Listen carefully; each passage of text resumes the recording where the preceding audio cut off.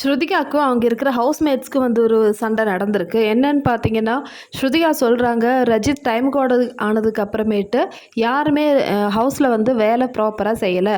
ரஜித் வந்து பார்ஷாலிட்டி காமிக்கிறாங்க. சில பேர்லாம் வந்து வேலையே செய்யலைனா கூட அவங்கள வந்து என்கரேஜ் தான் பண்ணுறாங்க. ரஜித் எதுவுமே வந்து சொல்லலைன்னு சொல்லிட்டு ஸ்ருதிகா ஹவுஸ்மேட்ஸ் கிட்ட சொல்லுறாங்க. யாரெல்லாம் வந்து ஸ்ருதிகா மென்ஷன் பண்ணுறாங்கன்னு பார்த்தீங்கன்னா, அவினாஷ், ஈஷாலாம் வந்து வேலையே பண்ணாமல் தான் வந்து சுற்றிட்டுருக்காங்க. ஸோ கொஞ்சம் பேர் வேலை செய்கிறாங்க, கொஞ்சம் பேர் வேலை செய்யாமல் இருக்காங்க. இது ரொம்ப பார்ஷியாலிட்டின்னு சொல்கிறாங்க.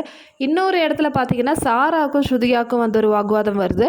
ஸ்ருதிகா வந்து பராட்டா சரியாக பண்ணலை, அவள் வந்து கேமில் ஸ்ட்ராங்காக இருக்கிறதுனால அவளை வந்து யாருமே வந்து எதுவும் சொல்ல மாட்டாங்கன்னு நினச்சிட்ருக்காங்க. மேலும் சாரா சொல்கிறாங்க, நான் ஸ்ருதிகா கிட்ட அந்தளவுக்கு க்ளோஸாக இல்லை, இப்போ கொஞ்ச நாளாக தான் வந்து கொஞ்சம் நல்லா பேசுகிறேன், இனிமேல் நான் அந்தளவுக்கு பேச மாட்டேன், அவள் வந்து எப்போவுமே மற்றவங்கள வந்து ஏதாவது சொல்கிறதுலே இருக்கா அப்படின்னு சொல்லிட்டு சாரா ஈஷா கிட்டேயும் ஆலிஸ் கிட்டேயும் சொல்கிறாங்க. பிக் பாஸ் ஹவுஸில் ரொம்ப ஸ்ட்ராங்கான ஒரு கண்டஸ்டன்ட் பார்த்தீங்கன்னா ஸ்ருதிகா தான். அது அங்கே இருக்கிற எல்லா ஹவுஸ்மேட்ஸ்க்குமே தெரியும், ஸ்ருதிகானாலே வந்து ரொம்ப ஸ்ட்ராங்காக தான் விளையாடுறாங்கன்னு சொல்லிட்டு. அவங்களோட பாயிண்ட் சொல்கிறதுலையும் எல்லாமே வந்து ஸ்ருதிகா ரொம்ப போல்டாக தான் பேசுவாங்க.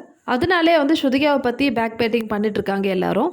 இதை பற்றி உங்களுடைய ஒப்பீனியன் என்னன்னு சொல்லிட்டு கமெண்ட்ஸில் சொல்லுங்கள். இதே மாதிரி பிக் பாஸ் வீடியோட அடுத்த வீடியோவில் பார்க்கலாம்.